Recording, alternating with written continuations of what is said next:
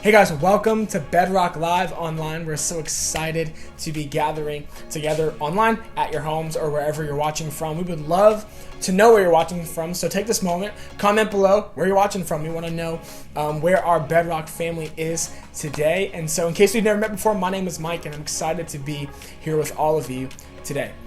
If you're new to Bedrock, we exist to bring God to people and people to God through investing, inviting, and engaging in the lives of other people and in our relationship with Jesus. And a couple of ways that we do that is, one is through serving when we're actually able to serve. Another way is through giving. If you call Bedrock Sarasota at your home and want to know how you can be giving, there's a couple ways you can partner with us in doing that. The first way is text 84321, and you can text any amount you want to that number, and it's fast, safe, and secure. Or you can go to our website at bedrocksarasota.com, and you'll see a tab that says Give, and you can click on that Give tab and give any amount you want. But if you don't call Bedrock your home, we don't want you to feel any pressure to give, so don't feel obligated to at all. In case you want to stay up to date on what's going on here at Bedrock, there's a few ways you can stay connected with us. The first way is tune in every Monday through Friday for our daily devotions that we've been calling a Bedrock Moment, where one of us or someone from our team will jump on and encourage you and share your heart. And so if those have been resonating with you, we would love for you to share those, like those, engage with those, because we want to bring encouragement to you in this season. And so we believe that everybody is looking for hope and encouragement in some sort of way to fill up their tank throughout the week. So that's one really good way. And another way you can do that is by staying on track with the online groups that we're having. So throughout the week, there's multiple different online groups that you can be a part of. And so if you want to be connected into the Bedrock family a little bit more deeper, you can check out the online groups that we have to offer there as well.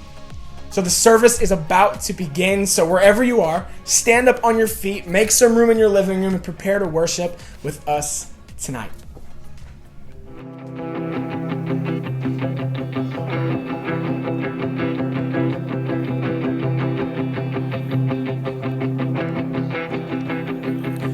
I raise a hallelujah in the presence of my enemies. I raise a hallelujah louder than the unbelief. I raise a hallelujah. My weapon is a melody. I raise a hallelujah. Heaven comes to fight for me. I'm gonna sing in the middle of the storm, louder and louder. You're gonna hear my praises roar up from the ashes. Hope will arise. Death is defeated. The King is alive.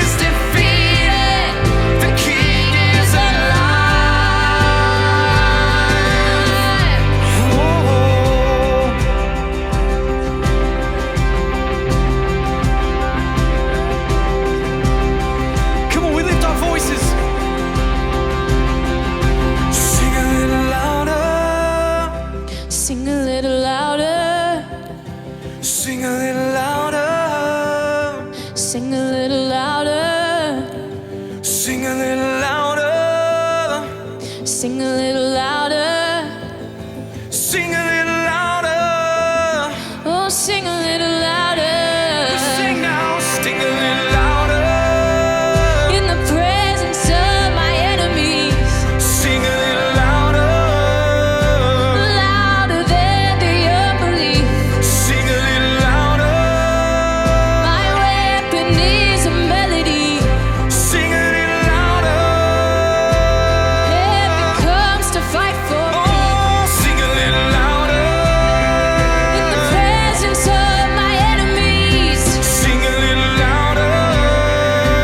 Louder than the We unbelief. sing a little louder. My weapon is a melody. Sing a little louder. Heaven comes to fight for me. Sing a little louder. I'm gonna sing in the middle of the storm. Louder and louder. You're gonna hear my praises roar. Up from the ashes, hope will arise. Death is defeated, the King is alive. I'm gonna sing in the middle of the storm.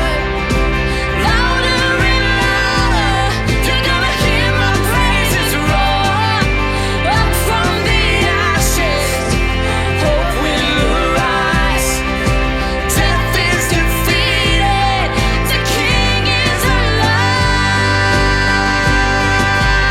We raise it up. Raise it, hallelujah.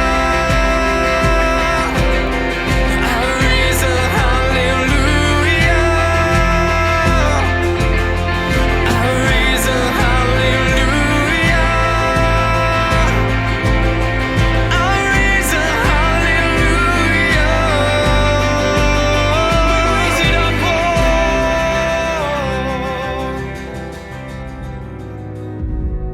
oh. God, as we continue to worship you, may you reveal yourself to us. Peace, bring it all to peace. The storm surrounding me, let it break. At your name, still call the sea to still, the rage in me to still every wave. That your name, Jesus, Jesus. You make the darkness tremble, Jesus, Jesus. You silence fear, Jesus, Jesus. You make the darkness tremble, Jesus, Jesus. Breathe, call these bones to live, and call these lungs to sing yet again. I will praise Jesus, Jesus. You make the darkness tremble, Jesus, Jesus. You silence fear, Jesus, Jesus. You make the darkness tremble, Jesus, Jesus. Sing the name of Jesus, Oh, Jesus, Jesus. You make the darkness tremble, Jesus, Jesus. You silence fear, oh, Jesus, Jesus. You make the darkness tremble, Jesus, Jesus.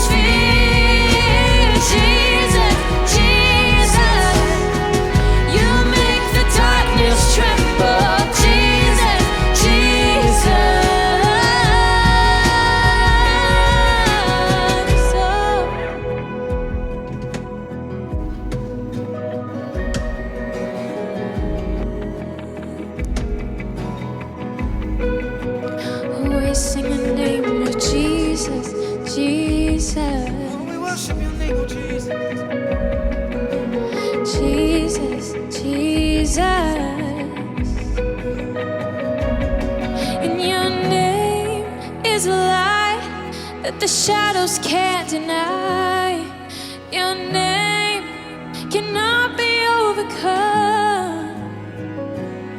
And your name is alive, forever lifted high. Your name cannot be overcome. Your name is a light that the shadows can't deny. Your name cannot be overcome. Your name is alive, forever lifted high. Your name cannot be overcome. Jesus, Jesus, you make the darkness tremble. Jesus, Jesus, you silence fear. Jesus, Jesus, you make the darkness tremble. Jesus, Jesus.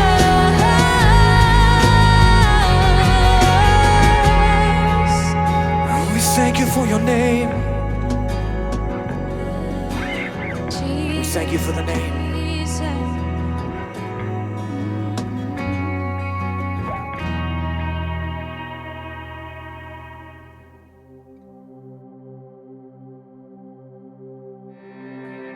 Worthy of every song we could ever sing. Worthy of all the praise we could ever bring. Worthy of every breath we could ever breathe. We live for you. We live for you. Jesus, the name above every other name. Jesus, the only one who could ever save. Worthy of every breath we could ever breathe. We live for you. Oh, we live for you. Sing holy.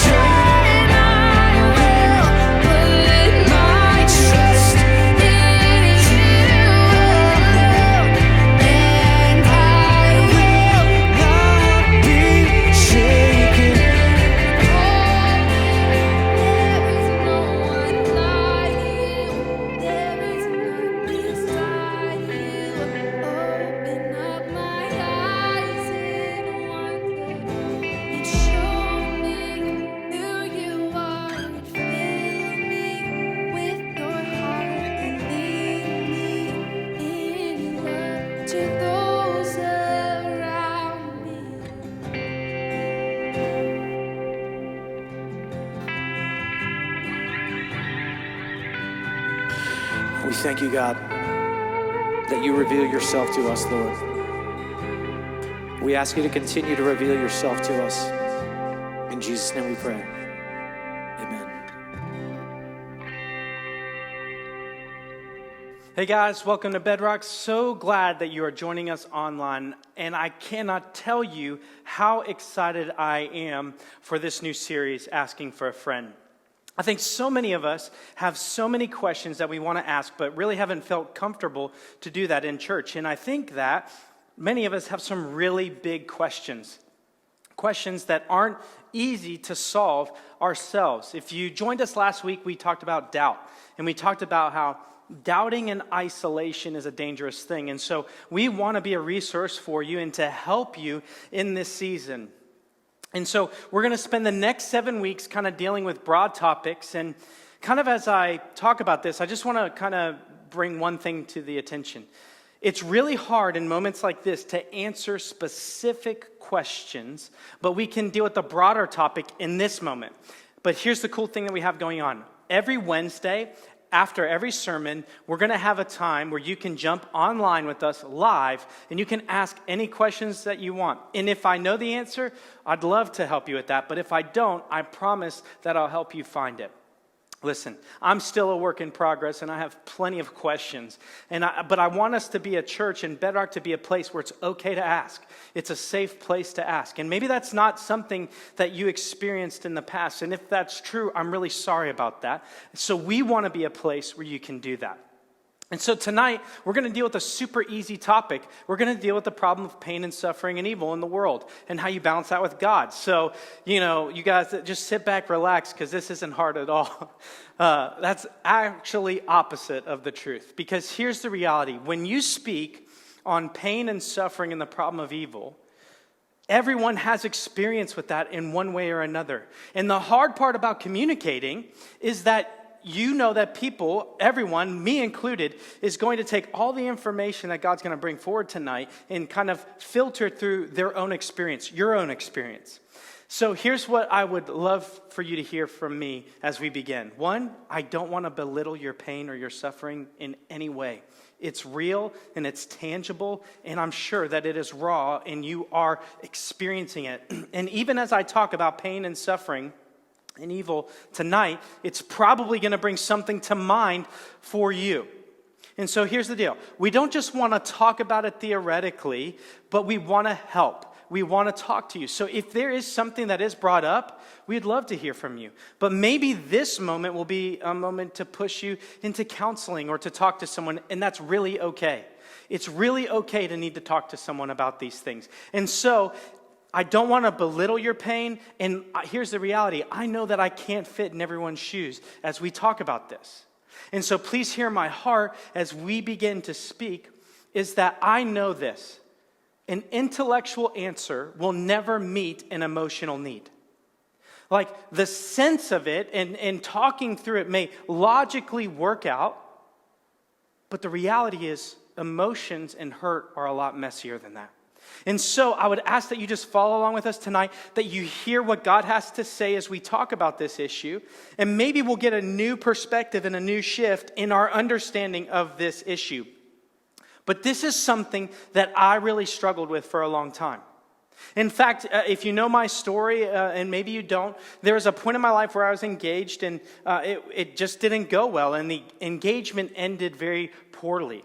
And what had happened was I remember that I was set to be married. It was maybe like May, and we broke off the engagement. But here's what happened. When the engagement broke off, I flew back down to Florida to where I'm from, and immediately, like within 5 days, I was in Italy and Greece, and I spent 20 days there. And I remember during that season how hard that was, how much it hurt, how much I didn't understand what God was doing. And I had questions like, why did this happen? Why did it happen this way? Why did we ever get this far? Why did we ever get engaged? Like, if that wasn't your will, then why this way? Or all of those things. And I remember the anguish of being in the unknown and not understanding what God was doing in that season. And it was hard. But there's one thing that I remember hearing the whole time I was in that season. I remember hearing God's voice saying, I am with you. I mean, when you're in Italy and Greece, half of the stuff that you visit are churches. And you walk in and you see these incredible places of worship. And I remember that God was using that moment to help me in that season. And that I didn't have all the answers of why or how or all of those things. But the one thing that I had was that I am with you. And I just want you to hear that as we begin this. I can't really speak to why something happened specifically in your life. I just don't have that perspective. But I do know this, that God is with you. He has not forsaken you or left you, even if you feel like he has. And so as we begin this discussion on a really tough subject, I'd ask that we all just be open to this moment. I ask that you open your heart and your mind to this. Because all of us, even if you haven't experienced great severe suffering or pain directly, you've probably watched others. And if you're human, you probably have the question of, good God, why pain and suffering? And I can't give you all the answers as to the specifics in a special situation. But I think we can talk about some broad subjects that really help us understand this moment. But here's one thing I do have to say as well. We have to understand and believe and know that God can redeem it.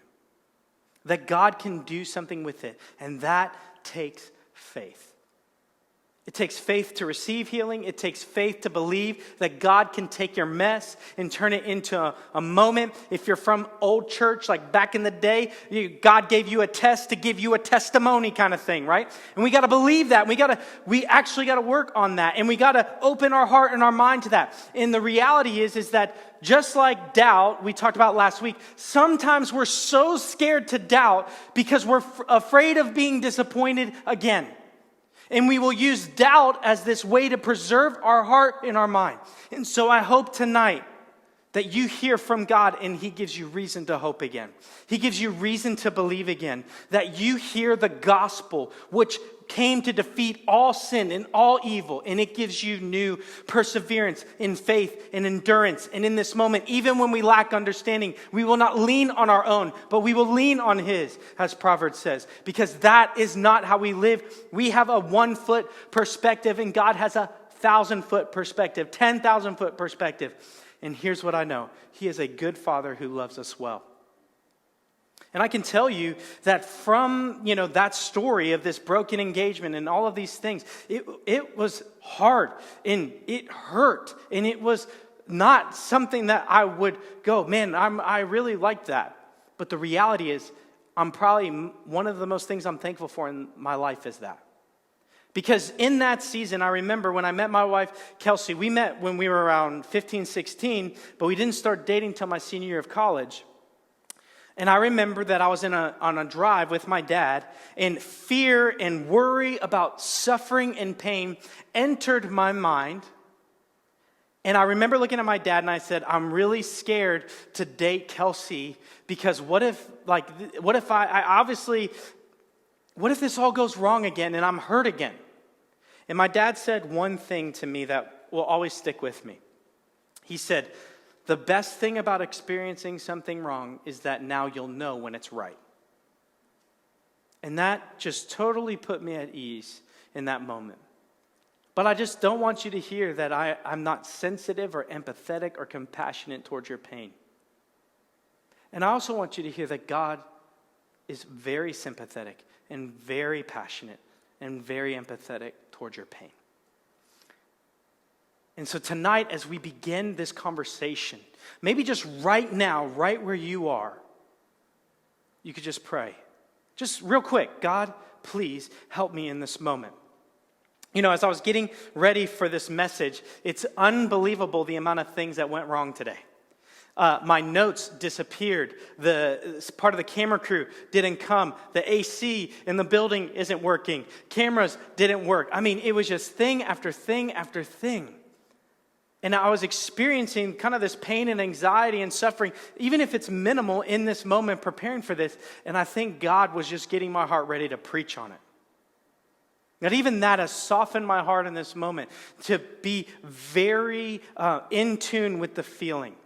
And you might say, Blake, that's nothing. But let's also not get into the mindset of comparing our pain to others.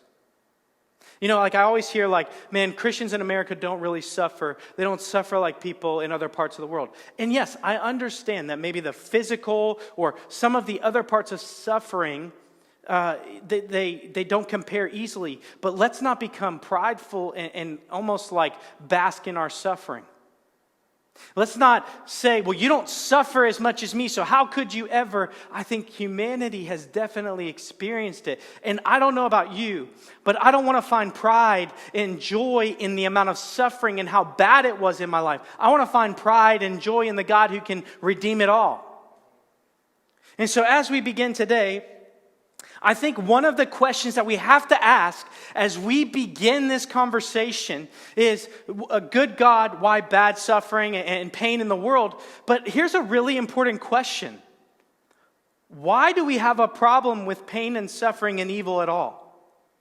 Because here's what I really believe. I firmly believe that the fact that humanity has a problem with suffering and pain in this world, we realize it shouldn't be this way. So we have an issue with it. And therefore, we are kind of acknowledging the image of God in us. That what we see how the world should be and what it is like does not fit. And so I want to encourage us. The fact that many of us are even asking this question about pain and suffering goes to show that this isn't the way that it was supposed to be. That this isn't how we are to experience this world in this time. And so what we know and what we see is that evil doesn't necessarily put a knock on God. I think that what it does is shows us that there is a God and He has a standard and a perfection in how things should be. And when we experience something less than that, we know something's wrong and we have questions. And so I don't want you to be discouraged by that question, because I think that that question begins to speak to your true heart and your seeking. And here's what I really know too. The many times the reason we ask that question is not why evil and pain and suffering in the world big. It is why the evil and pain and suffering in my life. I want to know why. I want to know why this was brought into my life and why I experienced that. And God may answer that fully and completely, but He also may not. And so as we study this and realize this, I want to say one thing. Pain and suffering can actually be a good thing. I think that the idea in our mind and the idea in our life is that pain and suffering are always these negative things that we should avoid at all costs. But the reality is that pain and suffering can actually produce good things in our lives. In fact, as I was studying over the past couple weeks for this subject, I was reading through multiple books, and Dr. Ravi Zachariah talked about this, and he talked about two situations where pain and suffering were removed from a situation and it has disastrous results. See, I think so many of us are trying to avoid pain and suffering at all costs, but here's what I'm here to tell you. Maybe the pain and suffering in your life is not from God, but He is using it in a peculiar way to produce something beautiful in you. That maybe that moment, that one thing, that spouse leaving, that debt that you have, maybe it is the loss of somebody or some severe trauma that you experienced in your life. Is for a purpose. And not that God brought it in and did it to you, but God is certainly going to use that. See, that's the beauty of God. It's not that God is this bully of a being coming down and pummeling humanity, but that God can intervene for humanity and begin to turn what is a mess into a beautiful story. So here's the examples. There's this little girl, and she has this certain disease that it is so rare. I think as I was reading, it was 11 documented cases or something like that. But this little girl has a disease where her body can feel no physical pain whatsoever. Some of us said, oh my gosh, that sounds awesome. You mean my back won't ache? You mean my knees don't hurt? You mean I won't feel a toothache? You mean that all of the physical ailments and pain that I experience in my life, I wouldn't feel? That sounds incredible. Blake, why would that be a bad thing? Well, let me tell you why that's a bad thing. Because when you put your hand on a stove, your body sends a pain transmitter to your brain, and you immediately remove your hand from the stove before your skin melts. See, if you don't have that pain in your life, the injury and the consequence could be much worse. Right? Every time this little girl goes out and plays, or she goes out and does something daily, they have to look her body over and make sure she doesn't have cuts, bruises, that there's not bleeding somewhere, that something's not going on, because she doesn't feel pain. So how many of us might walk through a situation and get a cut and feel pain and put a Band-Aid and clean that thing up to make sure it doesn't get infected? If she doesn't feel that in her life, she could be walking around with an injury that is leading to an infection which could lead to her death. And so this pain-free life for her is actually more of a burden than it is a blessing. It's this burden rather than blessing. Or how about people, because I think all of us understand the issues of physical pain, but I honestly believe that for so many of us, it's the emotional wounds that derail our lives, that begin to paralyze us, and they begin to dominate us. And so what if we remove all remorse and all pain and all anxiety and all of these things, and it was completely removed from our life? There is a group of people that experience this. They're called psychopaths. And I think that's not a very positive term for many of us. That they don't feel the connection with loss and with doing what is wrong, and are not empathetic or sympathetic with people at all. That they don't feel the pain of what is going on. And we see, so if you remove physical pain, you've got a life that is lived, that is burdensome and hard. And if you remove all emotional connection and pain and empathy and sympathy, you've got a problem. We've got a real problem. So I think all of us can understand and see that pain actually plays a somewhat positive role in all of our lives. And you say, but that's the minor things, that's the small things. But I believe that God can do more, and God can do anything with any kind of pain. That there isn't a kind of pain that is too big for God. Because here's the reality. That God sent Jesus into the world for our pain. Listen to this. God does not live a pain-free life. God does not live a life that is unaffected by the problem of evil.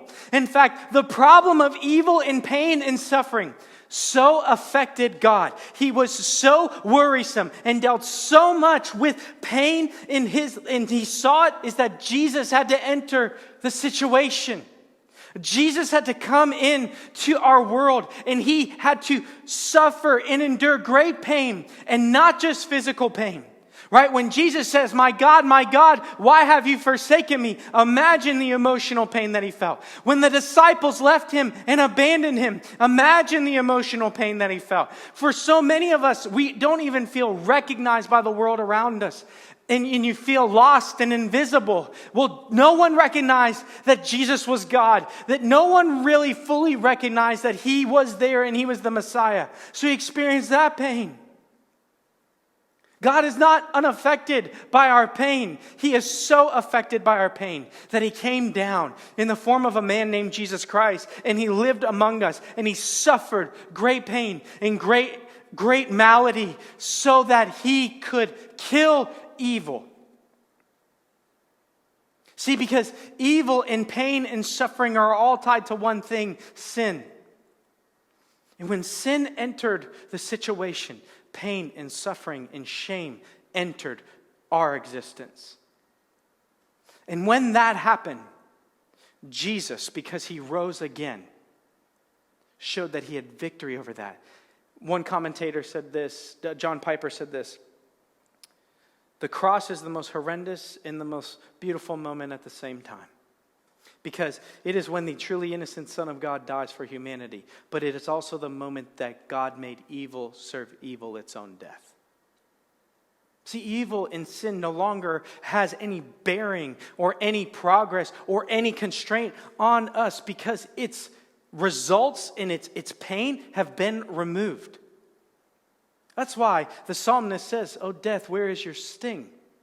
I mean, what do you have for me? What do you have for me? See, because the promise of a pain-free life is not the only thing that we can look for. Because look, without God, there's just evil. It's just evil. It is what it is. And we talked about that. The fact that you and I have a problem with evil says more to me that we all acknowledge that there's something else out there than anything else. But the fact of the matter is this: if there's not a God who can redeem that, it's just what it is. I mean, that's naturalism. It's just what it is. I mean, and how many of us are watching the National Geographic documentary when the cheetah is crouching low in the grass and the music begins, and then they show the little baby gazelle and the music starts to get amped up and your heart begins to palpitate? How many of us are cheering for the cheetah? I mean, how many of you are rooting for that little baby gazelle to make it and to be okay? If we're a product of a system that says, hey, that's all right, no big deal. It is what it is. Why do we have a problem with that? Because I think life wasn't created to end. That life in the beginning was created for eternity. And so we have a real hard time with that. We have an issue with it, and it's hard for us to deal with. But maybe you can relate to what the psalmist says in Psalm 73. Listen to what the psalmist says. Psalm 73, I'm going to start in verse 1, and we're going to kind of move through this psalm. It says, "Surely God is good to Israel, to those who are pure in heart. But as for me, my feet had almost slipped. I had nearly lost my foothold. Why? For I envied the arrogant when I saw the prosperity of the wicked." How many of us have watched people who are evil, who are doing terrible things, prosper, and you go, where's God in this whole situation? Where is God in all of this? Right? Those bad guys over there are prospering. Where are you? And that's a great question, and it's a normal, natural, and okay question to ask. Look at what the psalmist keeps saying. I looked at the prosperity of the wicked, verse 4. "They have no struggles. Their bodies are healthy and strong. They are free from common human burdens." How many of you experienced some common human burdens and you wonder why the guy who smoked and drank his life away didn't have liver failure or cancer, but you lived a clean life, you didn't smoke or drink or whatever, and now you have cancer, and you go, how does that work out? They have no struggles, their bodies are healthy and strong. They are free from common human burdens. They are not plagued by human ills. Therefore, pride is their necklace. They clothe themselves with violence. From their callous hearts comes iniquity. Their evil imaginations have no limit. They scoff and they speak with malice. Their arrogance, they threaten oppression. With their mouths, they lay claim to heaven, and their tongues take possession of the earth. Therefore, their people turn to them and drink up the waters in abundance. They say, "How would God know? Does the Most High know anything?" I mean, think about that. Does anyone relate with that? That you look at the world and you look what's going on around you and you say, you know what? I don't get it. I've lived a good life. I've been a good person. Why are these things coming against me? And what is happening? Well, maybe the pain and the suffering that you are experiencing is producing a peculiar joy in you. But the psalm doesn't end there. Look at what it says in verse 16. Listen to how honest this is. When I tried to understand all this, it troubled me deeply. Are you troubled deeply by this? Verse 17. Until I entered the sanctuary of God, then I understood their final destiny. Surely you place them on slippery ground. You cast them down to ruin. What that is saying is that although they may be outwardly prospering, evil doesn't have the final say. Evil never has the final say. It is going to be accounted for. Whether in this world or the next. Whether in this life or the next. See, that's the beauty, because we see people get away and things happen and we go, where is the justice? Why isn't this happening? And here's the promise. Justice is coming. It is. People are going to have to deal with it. People are going to have to live with those things, and that's the reality of it. It's not going to go unnoticed. It's not going to be not taken care of. And for some of you, maybe that's what you needed to know. But here's what I want you to know. Do not settle and live in vengeance. Do not live in that moment. Because here's what I realized. With pain and suffering comes a lot of unforgiveness. And we're going to talk about that later in this series. And unforgiveness only keeps you in bondage. It doesn't keep the other person in bondage. It keeps you, because even as I talk about this moment or this person or this thing that kind of overcame you, you may be feeling anxiety or fear or depression or whatever you may be feeling right now. And the reality is that other person doesn't even know you feel that way. Forgiveness is not excusing what someone did. It's you letting go of the need for retribution and trusting that God is going to take care of it. That God is going to deal with it. And He's going to deal with it in so many different ways. But here's what I think is so important. The idea of pain and suffering has been so hard for many of us. But the reality is the Bible never shies away from this. In fact, Jesus promises like, hey, you're going to follow me. You're going to experience trials and persecution. In fact, isn't that so true that even when you become a believer and you trust in Jesus, pain and evil doesn't fully go away? He promised it. The Bible never hides from it, from the fact that you and I will face it. But here's what the Bible does promise, that you and I do not have to face it alone. That you and I do not have to deal with it alone. That you and I do not have to suffer and just be there, and that God is not doing something beautiful with it. That, look, here's a promise. Pain will always be pain until it finds purpose. The pain in your life, the pain that you are dealing with right now, the suffering and the question that you're dealing with or that you're seeing in the world will always just be pain until it finds purpose. Until it finds meaning in the God who can redeem and restore and renew. The God who can take the cross, the most horrendous moment, and make it the most beautiful moment, can take your pain and give it great purpose. In fact, so many of us are experiencing pain in this coronavirus moment. So many of us are asking the question right now. But let me just ask you something.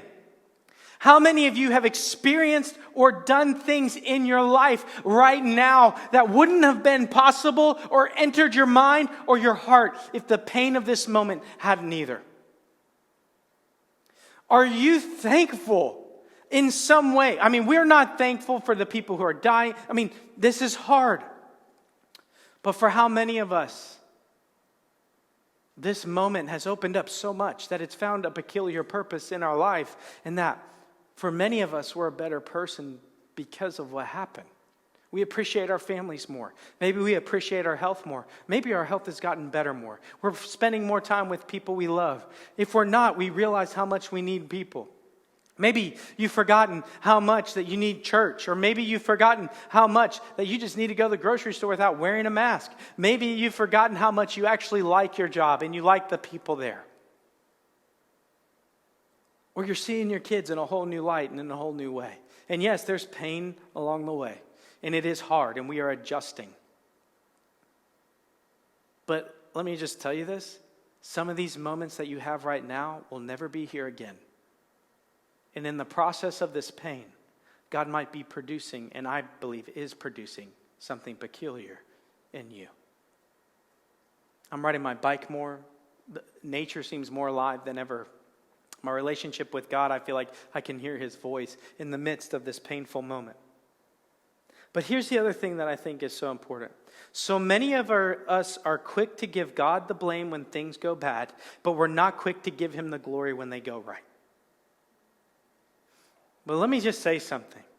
How many of us are blaming God for things that we produced? Look, don't give credit to, God's not taking credit for the evil that you and I produce in our life. I mean, that's the reality of it, that we are so quick to point the finger at God when things go bad, but we never point the finger at us. I mean, don't you find that weird and peculiar and maybe a little unfair? Because the Bible doesn't say that every bad and unperfect gift comes from the Father. The Bible says that every good and perfect gift comes from the Father. You're giving credit to God where credit is not due. And the Bible even promises that God, in our pursuit of our own desires, are pursuing things that are going to lead to pain and lead to suffering. And God, as a good and loving God, and every person in the world experiences this to some extent, withholds the very worst thing that could happen. The grace of God in every person's life is the worst thing that could happen doesn't happen. And yet God says, you keep pursuing that. And finally, God is going to remove his hand and allow you to run after what you've been running after and allow the consequences to fall where they are. But here's the beautiful thing.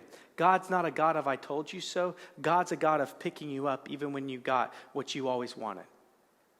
He doesn't just leave you there in your pain.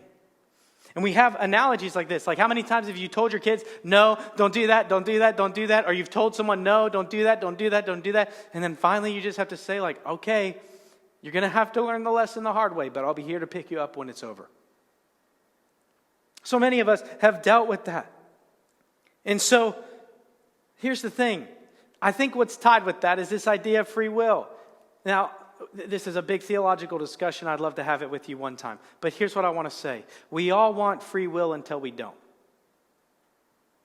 We all want to do what we want to do, and we all want to do it in the way that we want to do it, until it goes bad, and then we ask God the question, why'd you let that happen? Why did you let that enter the situation? See, because we all want free will until we don't. Until we don't. See, but God is affected by this problem. And listen to this quote from Ravi Zachariah. I thought it was beautiful because so many of us, we're dealing with the intellect of this problem and the emotion of this problem. And listen to what it says. An intellectual answer alone cannot help us navigate the minefield of pain and suffering. Other world's views also offer intellectual answers. But Christianity alone offers a person. Every worldview is going to try to deal with evil and the problem of pain and suffering through an intellectual way. But Christianity alone gives a question or an answer to the question in the form of a person. And his name was Jesus. And that person came into this world to enter our pain and suffering. And I think that is such a peculiar answer to all of this. Because that is the issue with it. And here is the reality is that so many of us are viewing our pain and our problem through a broken perspective. That we're dealing with this moment and this issue and this problem through a one lens, one moment kind of view. And I want to use one story from the Bible that is so helpful with this in helping us understand some of it. Because how many of you know hindsight is 20/20? that when you get down the road, sometimes you see the pattern that God was weaving and the trail that he was blazing for you, but in the moment you can't. And so we're going to take a look at the story of Joseph. Listen to what happens in Joseph's story. Joseph is a son of Jacob. He's one of the sons of the 12 tribes of Israel. Pretty prominent family in the history of God's family. And so he's born into this great family. He has 11 brothers. He's the youngest, but he has found favor in his father's sight, and he's given this incredible coat. But soon in the story, Joseph is betrayed by his brothers and sold into slavery. Some of y'all thought you had bad siblings until you realized that Joseph's siblings sold him into slavery. All of a sudden, the loogies and like the dead legs and all those things and the scares and all that, they're not so bad all of a sudden because you found a little perspective in this moment. Some of y'all need to call your brother or sister right now and be like, yo, you weren't so bad. At least you didn't sell me into slavery like Joseph's brothers did. And then you go, man, that's a terrible story. But here's what happens. Joseph is then sold to this guy named Potiphar. And then Joseph finds favor with Potiphar. Things start to look up. Things start to get better. But Potiphar's wife goes, hey, he's a fine-looking little man there, right? Joseph's fine, and I want to be with him. And so Potiphar's wife begins to approach him, begins to seek after him, to sleep with him. And Joseph does what we all should do. She grabs a hold of his cloak, and he just undresses and runs out of there, cheeks showing, like he's out of there. He's gone. He's fleeing. And so Potiphar's wife is not happy about that.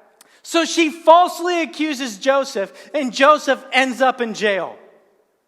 Where are you, God? I did the right thing. I fled sexual immorality. I fled this issue. I'm not supposed to sleep with another dude's wife. I fled. Where are you, God? And so he ends up in a jail. But why he's in jail?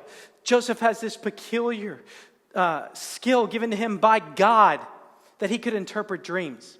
And so he begins to interpret the dreams of others, and he begins to interpret what is happening. And soon, he's interpreting the dreams of Pharaoh, the king of Egypt, the most powerful person probably in the world at the time. And through that, Joseph becomes second in command of Egypt. You say, oh, that's cool. But the story gets better. See, because of all the calamity that Joseph faced, he ends up being second in command. And see, what happens is the land of Israel goes through a famine, and the Israelites are going to die, and they have a problem. And so they have to show up in Egypt to get food. And Joseph recognizes his brothers. And through the rest of the story, if you've never read it, I would encourage you in Genesis, go read later, starting around chapter 40, and start reading this story. God ends up saving the whole nation of Israel because Joseph was second in command in Egypt. But Joseph had to go through all that mud to get to where he needed to be.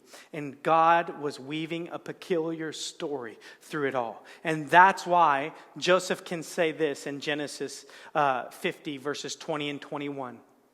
As for you, talking to his brothers, you meant evil against me, but God meant it for good, to bring it about that many people should be kept alive as they are today. So do not fear. I will provide for you and your little ones. Thus he comforted them and spoke kindly to them.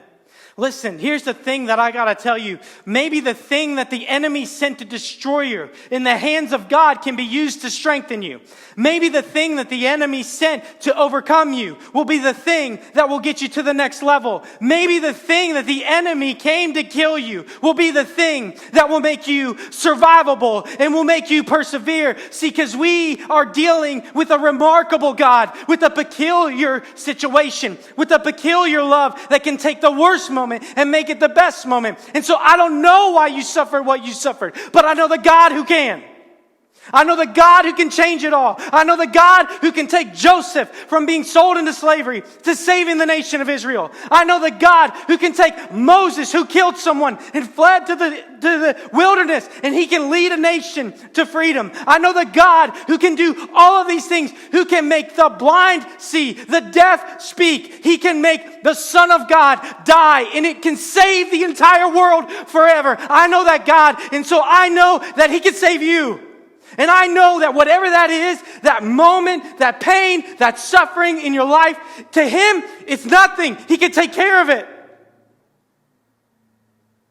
And so you and I no longer have to sit in this anymore.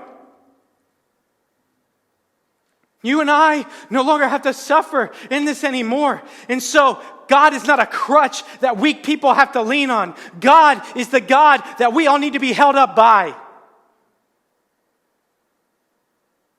And for so long, so many of us have looked at our pain and looked at our suffering and wondered why that mountain was so big. And I think we forgot that our God is bigger than all the mountains, and he is bigger than everything, and he can take your worst and make it the best. But here's the reality of all of that. You got to believe.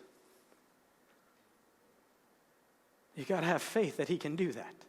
I mean, and let's just take a look at examples from around the world of how this works. Like I told you, I can't tell you why or how because I'm not God and I don't see like he sees. I just know the one who's in control of it all. And so I have faith that he's going to do something unbelievable. But even look at this example. I don't know anything about vines or wine or growing grapes or anything like that. But listen to how good God is even this week. A student of mine, Eugenie, shout out to you. I told you I'd do this. She spoke on this week, and I thought, that needs to be heard in this message. Listen to this. She was talking about the vine and the branches and how vines that produce grapes produce it. But listen, this comes from a doctor, and he says this. The vine dresser, talking about how to grow great grapes, has to contend with this idea. There are some things that grapes require to thrive. See, in order for a grape and a vine to make an incredible grape, it has to be in a struggling moment. See, because the grape is the seed and the fruit which will then be carried off and eaten by something, and the seed will be spread because of it. So when the vine is in trouble and in its struggle, it produces fruit. Because it wants to make sure that its lineage is going to go on.